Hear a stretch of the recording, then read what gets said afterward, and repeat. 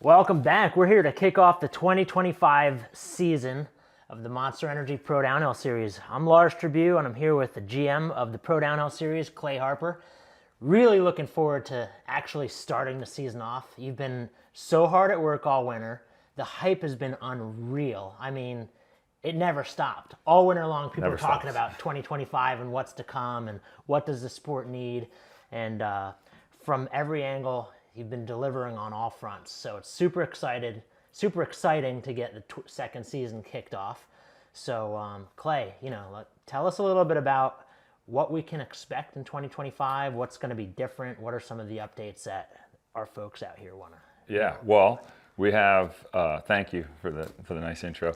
We have a handful of changes and some things coming up, but like you say, the work never stops. And it's not just me, there's a whole team of people working, all winter on this. What's really kind of evolved is now we're working further out. So I spent most of my winter working on 26, 27 plans. And then our team has been working a lot on the 2025 season, which, we have some new investment from partners, which has allowed us to get some new infrastructure. We bought our first semi-tractor trailer truck, just the trailer. We're renting the truck for now, but we're really expanding the equipment and the assets of it, which will allow us to do a lot more on site. A new LED screen, new commitment from our timing company with ART Timings come in with a whole new system, same style system, but a lot of new equipment. We had a few issues with power and connectivity last year, so that stuff's all been replaced. Now we're running 2 Starlinks for the timing. We have a bunch of stuff that's really, the goal behind it is to just make it operationally smoother.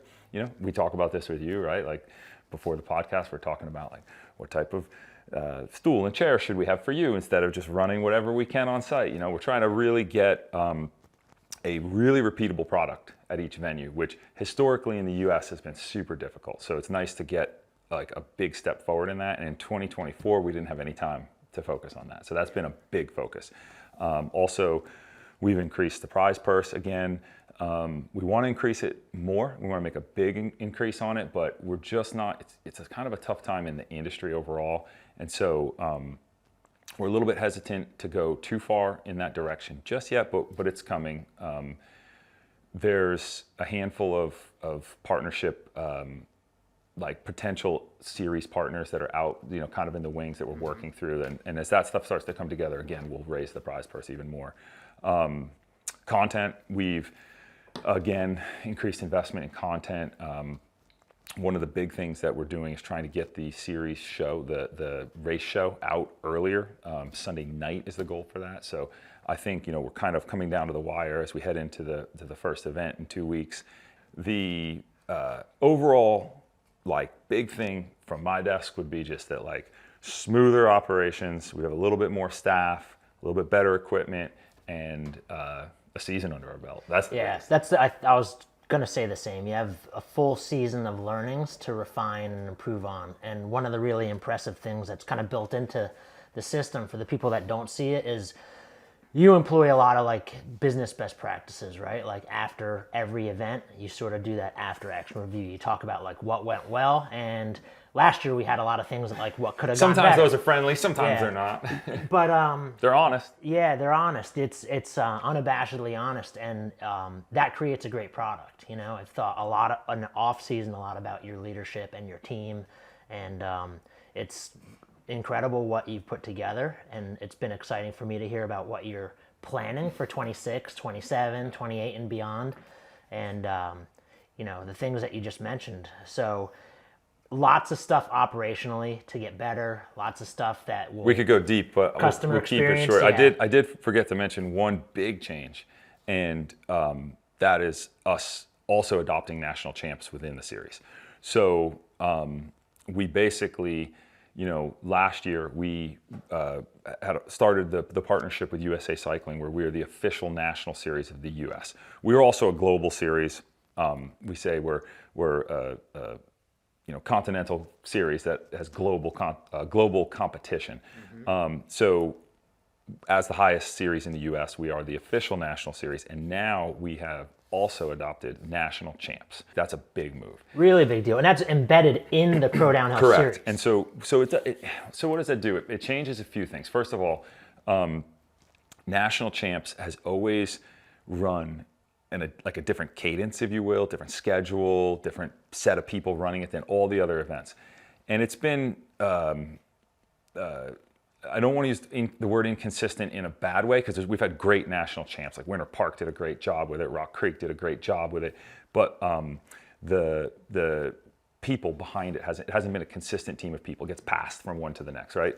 So now we're going to bring it into our fold, and it will follow the same protocol as all of our other events. So like it'll be schedules that people are familiar with, faces, officials, timing systems, and like run of show that you understand, and it will have the content that the Pro Downhill Series has. And that's huge for the athletes. Like as somebody who's just showing up or watching it online, it's not that big of a deal. But for an athlete, that's massive. You often hear like the hometown advantage, right? There's a lot of psychological advantages that you have, but also just that consistency is good for folks that are doing the series. They probably have an upper hand going into national champs because they're not thinking about like, what's this venue? You know, when you go travel to a World Cup or a race in a different country, a Pan Am champs, you know, it's like, you're like, okay, how do I get my head wrapped around a schedule? We've definitely increased the comfort for the athletes in it. And now as a series, we have, you know, the US Open and the national champs as these kind of like, what do you call them? Bookends, right? Like, and so also, I'm really proud of the fact that we're able to place them on opposite sides of the country too. So like national champs in California in August and US Open in September in Vermont. So, you know, arguably the two biggest accolades are both, you know, geographically set apart from each other. I don't know how long we'll be able to keep it like that as time goes on, but that's for the next 2 years, our plan is to keep it that way. And it'll be a Pro Downhill Series event too. That's something that's kind of caused some confusion to people. It's not two separate races. So we have a 5-race Pro Downhill Series, and stop number 5 is at Big Bear, and stop number 4 is at Big Bear in Big Bear Lake, California, Snow Summit, and that is a Pro Downhill Series event and national champs. So it's not 2 race runs, it's 1 race run, basically 2 podiums. And we'll have national champ slalom at that too. We considered including Enduro, but Enduro is really suffering. I don't want to, you know, take over the podcast with Enduro talk, but like the Enduro national champs has had a rocky road over the years because it's kind of been like, it was a late discipline to be added. And so we were originally going to add it, and then we decided to farm it off, and that actually is been adopted by the NAEC up in Idaho in June. That's going to be a really sick event. So if you're into Enduro, you got that. That's a big box to check. Very cool. So, I mean, there's a lot of merit to sticking with like what you're really focused on sticking with, and downhill as a discipline has been the cornerstone. It's cool to have slalom in there. It's cool to have a best whip. It creates the hype, the environment, the vibe and all that. But, you know, providing an exceptional product, you always want to master one and then build, right? Yeah, and you know, to talk foundationally, like when we started this, it was like, you know, the analogies we'd use is when you go to watch Supercross, you don't sit through like a flat track and a trials before you get to watch Supercross. Like you're there to watch Supercross. We're that with downhill. Like downhill is what we do. We have slalom at national champs. We do best whip, but those are partnerships with the venues. And we try to really, like you say, be the best we can be in downhill, put on the best product and not compromise it. I mean, I'll be just honest, I'll take a hit. Like our slalom at US Open has like 2 or 3 years in a row had some technical issues with it. And it's due largely to it not being the focal point of the event, whereas the downhill runs flawlessly, you know, and we have the one of the most smooth operations in the world with downhill. So can't be everything to everybody, right? So you touched on it. I know last year, first season for the Pro Downhill Series, you got a little grief from the keyboard warriors about it being more heavy on the East Coast, right? So that was sort of like... Torched would be the word I'd use. Yeah. Not by design, just by simply like getting like the logistics and the venues on board. And what people don't see was the amount of time and effort you put into scouting locations on the West and trying to create a more balanced schedule. So, and we still have more conversations happening. Like we have a few in the oven for the next 2, 3, 4, 5 years to introduce more venues out there. So for 2025, we can expect the same core 4 venues, which will be Rock Creek, Mountain Creek, Big Bear, California, Snow Summit, California, and Killington, Vermont. Correct. But we've got another venue. Yeah, this one I'm excited about. So Solitude in Utah, right outside of Salt Lake City. I went there on a site visit last year, and we didn't think that they were going to be ready because they're a brand new bike park, and the crew there, the staff, the management, they are very into it. So it was great. Like, it was a very smooth conversation. The bike park goes, I think, they're at about half the elevation they want to get to. They have another chairlift they're going to open, but I still think we're going to be able to put together a really good 2.5 to 3 minute track there. And it's going to be built off an existing trail. And I think it's going to be it's going to have some similarities to Mountain Creek. Like, it's going to be, it'll have some wide open sections, but it's going to have some tech to it. It's got some really cool grade reversals in the woods. They have these I don't know what the word to use is, almost like ditches. You go down in and up out the other side, and it's cool. They got some good jumps there, and I'm excited. The venue is great. It's the setup is going to be similar to Big Bear. We have a big parking lot we work with. We can fit everything we need in the parking lot.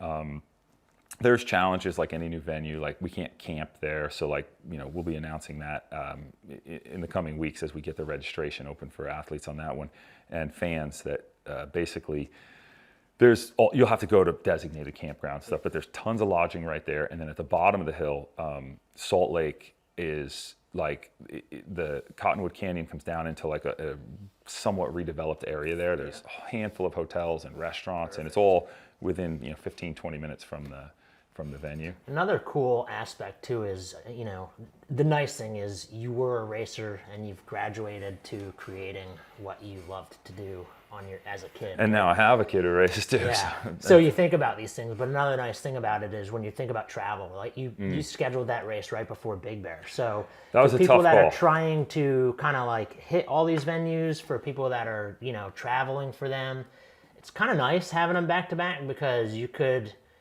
you could just stretch that week and make one trip. Yeah, we did some surveying when we started it, and it was kind of split. Some people were like, "Oh no, I can't take off 2 weeks back to back." But the professionals, a lot of the top athletes we talked to were like, "This is what we do. It's easier. It's less on our budget. We're not going back and forth across the country twice." We didn't have a lot of options. You know what I mean? The schedule is the schedule, and we work around some perimeters that are, outside of us, like Whistler and other. We tried to work around other countries' national champs. Canada actually moved their national champs after we picked our dates, so now we have a conflict there, which is really frustrating. But that's just never going to end. The date conflicts. Right. I mean, there's just not enough weeks. So other thing is, not our race, but Tennessee National is a big race in the United States, and we backed the Rock Creek event right up to that. We worked with Aaron Gwynn over there and Nico, and we all kind of came together. Last year we had a week in between, and we both suffered because athletes were picking. Yeah. Now we've got them back-to-back weeks, and it's stressful for us as event operators, right? Because it kind of the same thing's going to happen to us this summer. Like, we're going to have 2 crews working and do that, but the availability for people to come across the country and get 2 races that are big and important back to back is huge. Yeah. So and look at some other sports. I mean, they play games just day after day after day, or week to week to week. So right. It's not, people aren't used to it, I think, but it used to happen in mountain biking, and it's going to continue. Yeah. So another new cool thing for 2025, and it's probably going to live on for all the years to come. Better. Last year we had the red plate, right? Yep. You introduced that to the Pro Downhill Series. It was super cool. It created like a really exciting story. There was some insane rivalries, especially in the pro women's field. That was the coolest ever, because it was constantly back and forth. Back and forth pretty good. But permanent numbers, yes. 2025. So this is actually really neat, because you have athletes being able to franchise and market their numbers and stuff like that. But tell us a little bit about that. Yeah, and this isn't public yet at all. So it's been internal and discussed with the athletes. No, it's great. We were going to talk about it. But It's not public. It's just the athletes know. And so we went back and forth all winter on how to handle it, like what we should do. We took a lot of input from different people, and there's like, at the end of the day, what we elected to do was be more limited with it, since the series is so young right now, and like not go too deep into a confusing system that involves a lot of people. So we came out with it this year, and it's in the pro class, the top 3 from last year's series overall, anyone who won a race last year, and past US Open winners. They'll all get a permanent plate. You have to race once in a 24-month period to keep that plate. There's a few other stipulations with it too, but it's definitely the start of where we want to go with it. We want people to be able to build brands around it. So kind of like moto, or unlike the old Norba series where you ran, if you were a top 40 in the season, you ran whatever number you were the previous season. This is more similar to moto where you... Lifetime, yeah. Lifetime. You build So a brand. Ken Roxon number 94, right? Or The only people who will run a plate based on how they did is the previous year's season champ will run the number 1 all year. Yeah. And the series leader will have the red. So conceivably, number 22 could have the red plate, but number 1 will still be run by the last year's series champion. So, and then that series champion, the plate number that they pick just sits on hold until they're not the series champion anymore. And then they drop the 1 that goes to the next, it's passed off to the next person. So anybody, it's just like moto, I guess. You can't pick the number 1. Right. So we'll see. We're going through the process right now with the athletes, and there's a hierarchy of who gets the pick. I'm not going to go deep into that right now. Eventually, that'll start to get more public as years go on, and we have to deal with dozens of people and plates. But right now, I'd say it's, I think, 10 on the men's side and probably 6 or 8 on the women's side, because those legacy U.S. Open winners that get a permanent plate, like they're going to get it in ceremony and they can hold it for this year, but then after that it'll go back into circulation. If you're a retired racer, you got to give the plate up. Yeah, so. It'd be cool though to see Needling or Sam Hill or Brent Atkinson, come back off the well, they're not, none of them are on the couch, that's for sure, but come back off of the, especially, Sam's still getting... I think we're going to see Sam in a pro downhill series race. I mean, we have the fact that, first of all, we're downhill. It's his heart, you know what I mean? He wants to race some downhill, but also we share Monster as a partner. And so we've even had discussions, and going out on a limb saying this, but we've even had discussions about how could we possibly involve him somehow. Like, he has a trail building company. Should we maybe see if he wants to get involved on a track design level or something? Nothing's happening yet, but there's just conversations happening. Like, he's such a big character. You know what I mean? He's just an icon, and he's a past 3-time US Open winner. Like, the problem is he's on the other side of the world. So it's like a slow-moving train, but eventually, like, train A has left the station and train B has left the station. We'll meet eventually. Yeah, it's awesome. So I want to talk a little bit about Rock Creek. It's coming up. Fast. Lots of work has gone into making this next stop, or the first stop of 2025, go off smooth. So why don't you jump in and tell us a little bit about like some of the big boulders you had to move in order to make this one happen. Yeah, I guess we'll start off with the boulders themselves. So Rock Creek is interesting because it's not a huge venue. Nico and his team have built like almost like a chassis. Like they have this track that they make all these adjustments to for different things, whether it's a downhill southeast, like a regional race, or it's national champs, or it's pro downhill series, or it's a weekend fun race. They're always making adjustments, but they have this like main track that they stick with. And so we went back to the well, started right at the top, and we did a big walk a few months back and really kind of highlighted a few things from a excitement standpoint, and then also just like increasing flow and safety in certain standpoints. So like minor changes throughout the track. If you follow us on Instagram, you've seen a few of the big ones. The 4-pack has been completely changed now. I haven't seen that in person yet. I've only seen pictures and video, so I'm excited to see what that looks like. That's cool. Yeah. It looks like kind of easy on video, but I don't know. I imagine it's not as easy as it looks, right?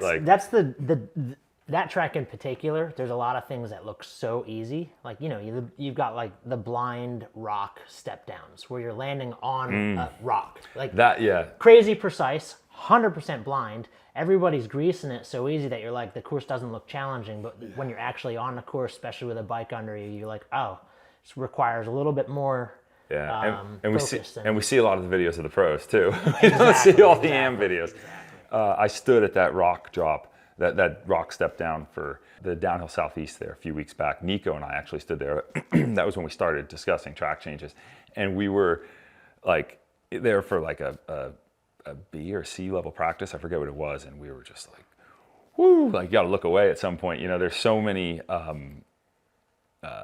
pull and pray going, so much pull and pray going on there. You're like, oh god. But so that particular section you're talking about, that's after that four pack. So now there's it's hard to describe, but basically it's like a optional triple or I guess it's a double single or single double up to the right, that is to the right of the existing line, and then you do a big hook back left, and now you come straight into that. You have to negotiate 2 rock drops in a row. So I haven't seen it, but I hear it's fun. So another big change is we are going, if you remember on that track, there's a section in the middle where there's a right bridge and a left bridge.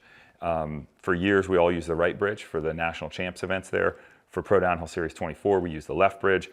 We're going back to the right bridge. That bridge, I have a vivid memory of Ryder Lawrence as a junior just launching off that bridge, and like all the pros, everybody watching him just go like 30 feet past the bridge to the bottom and riding it out somehow. But that whole backside of that bridge has been fixed. It's not fixed, I would say, smoothed out. So now it'll be more friendly for everybody to ride it, because we're sending all categories down it, and it'll go into an improved left-hand berm, and then it sends them grade reversal up the hill to this crazy off camber, and then you drop back into the old track. So it's like a whole new section there from an old section. And then a change that I'm really excited about is the finish jump.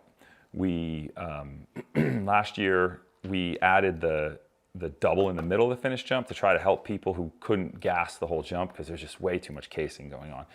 And it didn't work quite to plan, because then people overshot that and just started casing the back of the triple. So now it looks like something from Excite Bike. It's like, picture a lip to a stepped up tabletop landing. So if you come up short now, it's not a reverse grade. So it's flat, but it's not a reverse grade. I think we're gonna see people with BMX backgrounds just low pedaling the whole thing, and then you're also gonna be able to air it just as big as you used to the backside. So it'll be, I'm hoping that one really improves the amateurs days, right? Because I think it's kind of, this is the conversation we have, right? Like I get down there and we go over the track, and Nico and I are talking about it, and he's like, the pros love this jump. It's big, it puts on a show. They don't get a lot of this in America. It's sick. And I'm like, yeah, but the other 80% of the people that are here, we have a lot of casing, and so we bring 1,000 people to sit there on that hillside and watch most of the field case the jump. 990 of them casing it. Case the jump. It's like So, well, the other upside too is, like last year we had some weather come in and it was really windy. We so actually now had to close if you that have jump a last year. fast, viable way to scrub it and stick to the ground, and that's what you'll have. Then you don't need to worry about course holds or course adjustments. It's just one less. That's like the learnings operationally. Like, oh, well, I liked it better last year. If you're like the one of 5 people that can butter it, sure, but now you still can do Lucas that. Shaw loved it. We all know that. As he pedaled 15 times in the air and made it look like, he made that jump look like nothing. So it's like, it was really great to watch. But, and then another thing that I'm really stoked on, because that track has too much speed to it in certain areas. And I don't mean like that, like we're trying to slow everybody down. We're trying to lengthen the time, if you will. And up top, you come out of the gate, and there's a few rock gardens that Nico constructed a few years ago. He's altered them a little bit, but now between them there's a right-hand turn. They used to have a berm that is off camber, no berm. So, and they've also started to really chop the ground up there, which is really sick. So they come out with, I don't know, I think they're using a skid steer. I don't know if it has like a chopper bucket on it, or how they're doing exactly. Yeah, they're just like really ripping up the ground. So like we're getting rid of old ruts, we're getting rid of old lines, and then they're coming in with mulch on top of it. So it's like soft and undefined. So we're going to get to watch a track develop like we like to. Like we got to see that like Big Bear last year, man. That track developed so much, like because the sand moves and we got to see ruts. We don't always get to see that in the East Coast because it's like kind of hard clay. So we're going to have a whole bunch of elements of watching the track develop, which will be really good. Very cool. And then I think there was one other, the SR Suntour Holeshot jump. Yeah. And so the SR Suntour is back on board, big partner this year, and we have the Holeshot coming back and all of that, and the split will be in the same spot, but now instead of a tabletop, it's a huge scrub roller. Like Nico and his team pushed all the dirt up and made it so like you come out of that pit and you're going up, and then it just ends like this. So you're either gonna catch air to flat or you gotta push down the backside. So yeah, very cool. We'll see if we have any James Stewart replicas out there. I doubt it. I did see already there's some of what you're talking about. These changes have been kind of, if you hunt, you can find well, them they got to bet them in. They got to ride them. Yeah. So, yeah. Yeah, so very cool. Registration's already open for the event. Riders are already locked in. They're showing up. I was just kind of taking a quick look. You have all 5 of the top 5 series winners last year are registered for round 1, so that's exciting. Yeah. A lot of familiar names. A couple household names are out for injury right now. But Dude, I just found out a bombshell last night. What happened? I didn't hear about it. Austin Dooley's out with an injury now. No. He's all signed up, ready to go. Yeah, he's picking his plate number this week, and he is out with an injury. He's going to miss, I believe, Tennessee National and Rock Creek Pro Downhill Series, but I think that he should be back sometime late spring. I don't know how long it's going to take, though. Wishing him the best, sending some healing vibes. It's part of the nature of the sport. Yeah, it was training crash at Windrock, I think it was. Bummer. Yeah, I know he was already down there. And then you got Dak still recovering. So he was last year's Rock Creek winner. We're not going to see him. Eris. It's undetermined how long she's going to be out. I think I just saw a post 2 days ago from Eris. What a phenom, right? She was like on track to do what only one other female's ever done, like 2 back-to-back junior worlds. And she got hurt doing something huge. Yeah, too. like the hard line. So. But I did see a post of her yesterday talking about she's still recovering from neck and spine, I guess, but she's like crushing leg workouts. So it's good. Typical fashion. She's on the men, which is really cool to see. She's like she's an she's like a hard-nosed Kiwi, right? Like you're not going to hold them back. Like, she reminds me, I've never said this, but she embodies a lot of that 90s, like New Zealander that we saw, right? Like in the Norby days, those guys came over and we were all like back on our heels. The Aussies too, kind of. The whole vibe they brought though of that like carefree on the surface, but like hard as hell. Like those guys were like the Kavarik, the Rennie, all those guys. Speaking of Kavarik, Rennie, Waddell, like I had that whole team stay with me for a couple weeks between, I think Here. it was well, not at this house, but when I lived in New Jersey. But in Jersey. Between, I think it was West Virginia and Mount Snow, Norma Nationals. And they burn your house down? We had burned all the neighbors' houses down, but they needed a place to sleep, so my house was safe. But it was like that whole crew, it was like, oh, my finger just fell off, and the other one would just duct tape it back on, They were tough as hell. Keep riding. It was just like the whole mentality, the energy, just so insane. It's so good for our sport. Like that whole, everybody that comes from that like part of the world, whether it's Australia, New Zealand, or anywhere down there, it's like, it's just being a kid like grew up on the East Coast in the U.S. You're just like, whoa, like cultural shock, like grit. These guys like there's grit. They're not like soft. Like if the gear is ripped, like you wearing ripped gear. It's not like I gotta, it's just a different breed. But I mean, there's tons of athletes registered already. On the men's side, you've got like Richie, you've got Gwynn, Pinkerton, Silva, Cole. Asa is going to be out for round 1. Really excited to see that. There's just so many heavies. We got, some interesting ones in there too because of the, preseason nature of it. Like I saw Antoine Pirion, like that name I was kind of a little surprised to see pop up in there. I wasn't expecting that. I saw Tyler Waite is going to be there too. A few Mark Wallace, a few that we don't see regularly that should be pretty interesting. You know, and you got your Southeast guys who it's home court advantage. You know, you got Grice and Nico, and well, Nico's not necessarily taking it super serious, right? He's team manager, but Luca, I mean, it's hard to bet against Luca Shaw in the Southeast. Yeah, like, it's just hard. I mean, it's hard to bet against him anywhere, Yeah. but especially like hometown. You know, Yeah. be able to, he'll have his whole support network there. He'll have cheering sleeping section, in his own bed. You know, And we got, but you know, both of last year's series champs back. So Dante, who's been training a lot out in California, but now recently spent a bunch of time on the East Coast. Right now, he's in Tennessee. He's been there for I guess a week or two, getting ready for the spring round of events over at Windrock, and he's on a new team that just got dropped yesterday. Exciting news. Intense USA. I don't remember that right. I think it's Intense USA Racing. Yeah. John Hall put that team together. That's one that I think, you know, especially being that the champ is on there, I think like the whole country's excited to see that one come together. And you know, John Hall is like an icon of the pits, right? Like this guy's a larger than life, you know, mechanic and TM.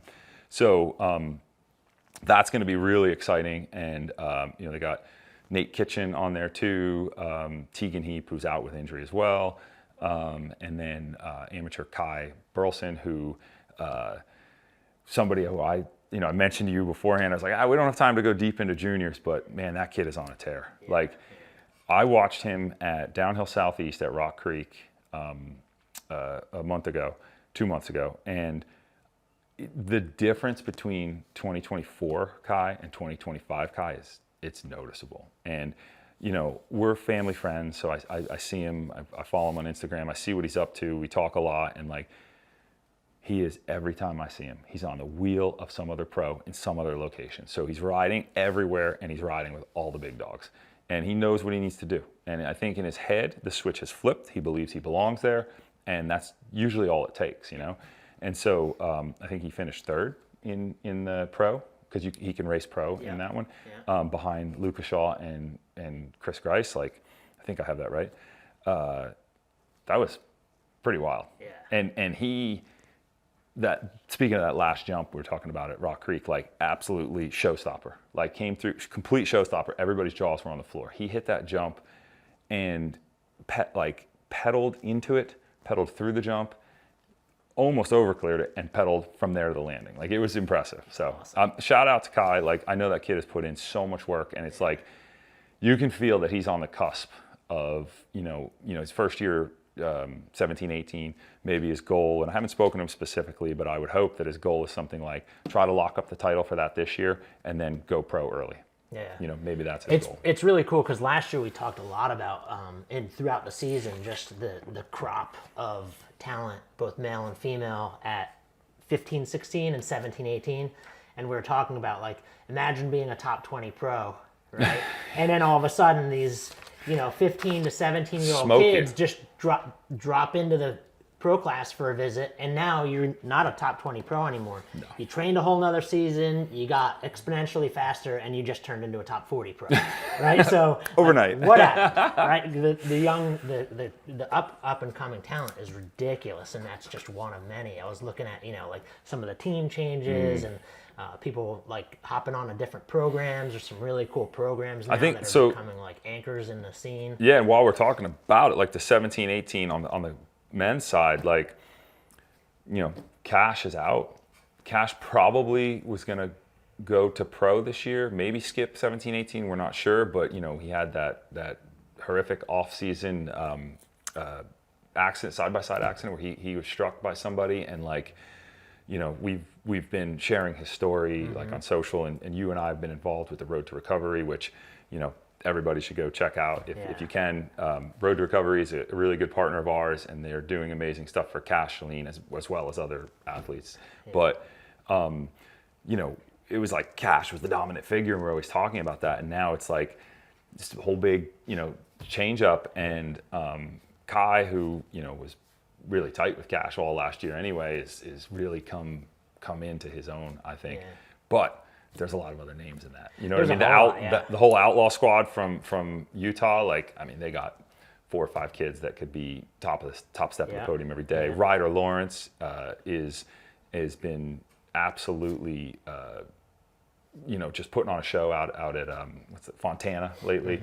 Sometimes wild, sometimes steady. There's even like, we didn't talk about him at all last year because he wasn't really like putting up the results, but I was looking at the downhill Southeast results. Benny Duvall, who's Judd Duvall's kid. Yeah. Like, all of a sudden, he's throwing down times that are like right on the mark with the top players. So he's another youngster. Yeah. Is Is he 19 this year though? Is he pro or is he junior?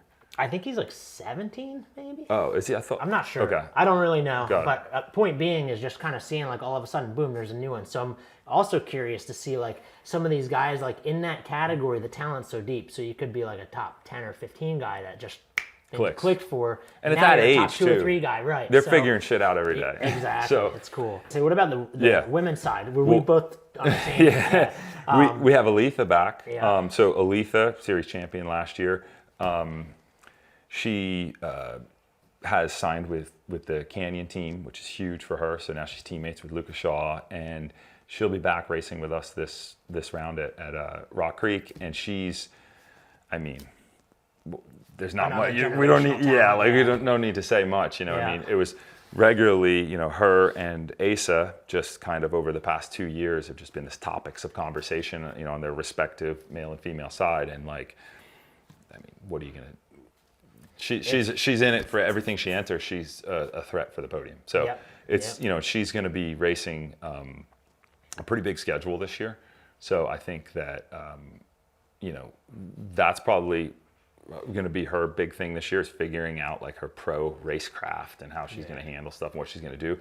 Sometimes you look at, you could say this about Ace, it all came so easy, but it didn't stop him at all. He didn't have any issues adjusting to the bigger stage. And I would kind of say the same thing for her. Her confidence is through the roof. Her confidence in her capabilities, her confidence off the track and conversation on camera, everything. Like, I got pretty high hopes this is going to be a huge year for her. Yeah. I mean, and you've even got like Frida Ronning. She was second at the season opener. She's cool to see her back on the roster there. Anna Newkirk, she's got a couple national championships wins under her belt, as well as Kelly Skelton. Yeah, so and Anna now on the Frameworks program with Nico, and just like she really came into her own last year too. And now I'm not inside the program, but from the outside looking in, it seems like she's really comfortable. It seems like they're gelling. She's happy. She likes the bike. I know Nico's done a bunch of stuff like testing different things, because he built that bike around, like, he's kind of an ape, right? And like, he built that bike around himself. Then he had to like figure out how to put a junior on it with Asa and some and his brother Colin, getting those two both set up on it, and then a handful of other kids, and now he's trying to get a woman set up on this bike. So it's cool to watch a bike that was built specifically for racing now be applied to these different athletes. All the while, like, the sales aspect of it comes second from that. So like, it's truly a program designed around racing to build bikes that people can buy. And now seeing Anna on it, being happy and making strides, like, I'm excited for that one too. Last year was really tight racing, but if you recall, Kaylee was kind of like on a the end of the season, like ridiculous run. Oh, at Rock Creek. At Rock Creek, coming in, like, she dominated seeding. She had like a pretty wholesome margin going into final. She was coming right up to the finish line with like a pretty wholesome gap over second. Had a big get off, So that was bad. We were just going through a bunch of old content from last year, and we were looking at the photos of that, because I think it's Jack Rice took a sequence of that crash. It was big. It was disgusting. It was huge crash. I mean, she, like, from tip to stopping point, right? Like, from the tip of the takeoff to the stop, I mean, that had to be 70, 80 feet of forward motion. That was pretty big. Yeah. So I think she's going to probably come out with, I would say, confidence. I don't know. I'm seeing her socials look like she's on point. Yeah. I think she's going to come out with confidence and a little bit of like a chip on her shoulder. Yeah, I hope so, I hope so too, because when she's feeling good, it's so sick watching her. I can relate to that, right? Like, I was similar when I raced. Like, some people feed off of like angst, like right, like they can like having like an edge and being like pissed off at the world makes them go faster. Other people, it's like you need to have a smooth beat in your head, and like that's where I was, right? And I feel like Kaylee's one of those people. I could be wrong, but like what I love about her program and you know, is that she is focused on U.S. racing. And so like by design with this whole series is that when you focus on just this series, it's less less travel than focusing globally. It's less time away from your home life, and then it's also like not ever really leaving your culture, right? Like they're not traveling to a new country, learning a new language, dealing with driving on the wrong side of the road, everything else. So like coming to North Carolina is not a whole lot different than living in California, going to Vermont, etc. So I think that her really just leaning into that and finding her own, I think this could be huge for her. Yeah. Like she's got what it takes to be a series champion with us, I think. Yeah, no doubt.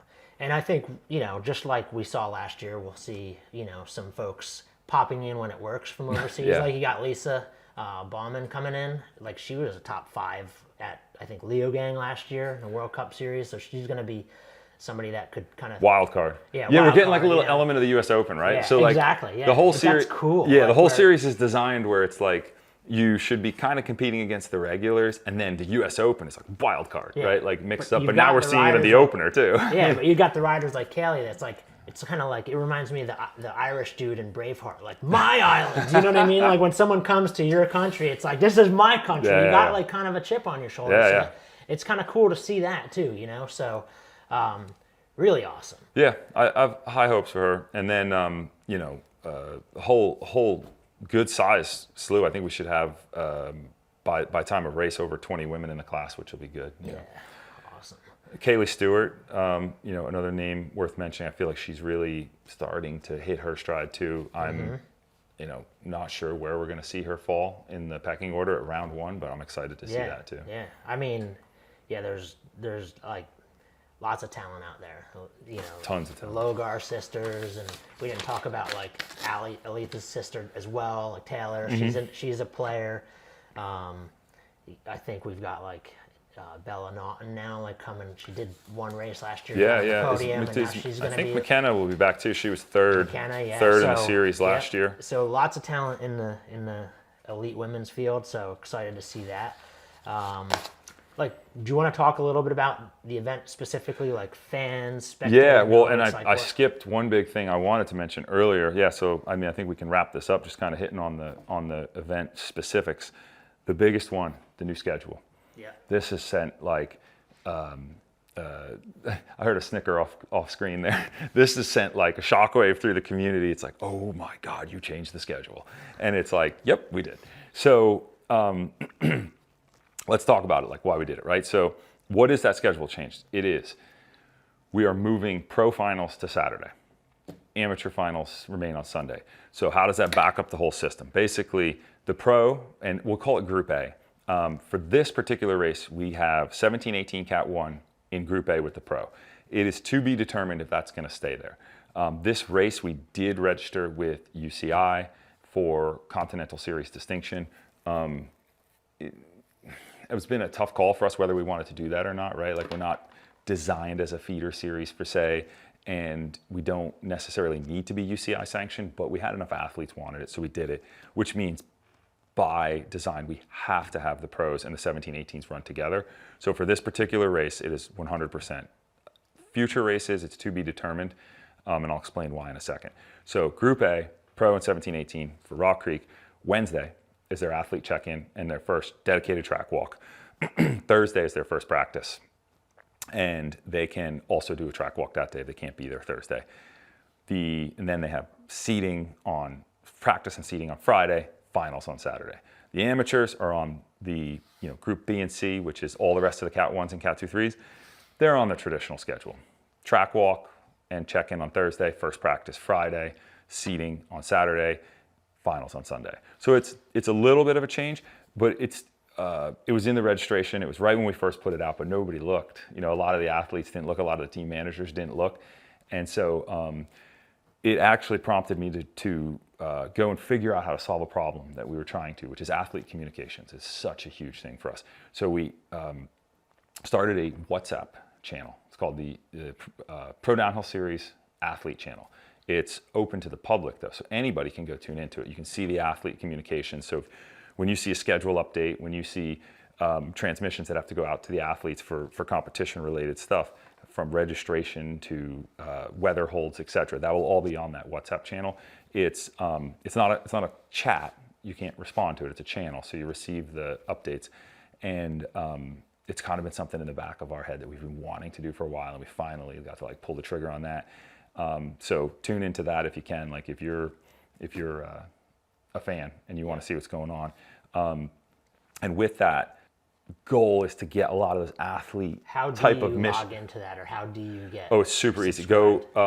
We'll put a link on our website, but also if you go to WhatsApp and just search Monster Energy Pro Downhill, it's the only one. On WhatsApp. It's WhatsApp, and you're probably not even familiar with this. They introduced channels.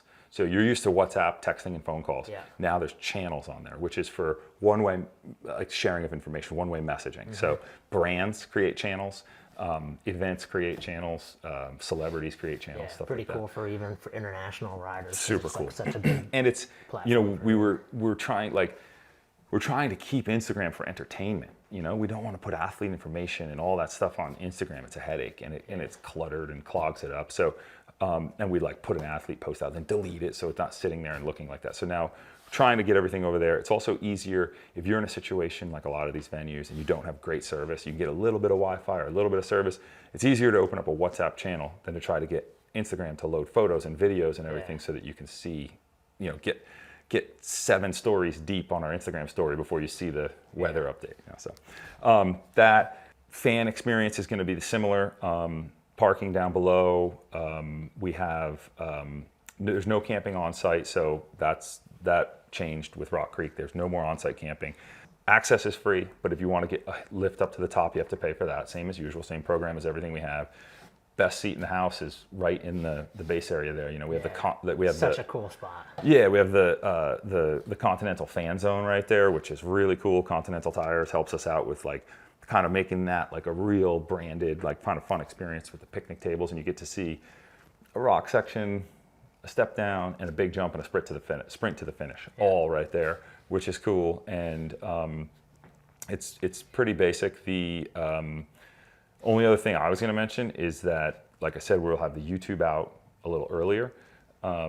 We'll announce exactly how that lands, but the goal with the schedule being moved up to Pro Finals on Saturday is to be able to turn around all the editing and the whole show with all the commentary and all of the highlights and everything for Sunday.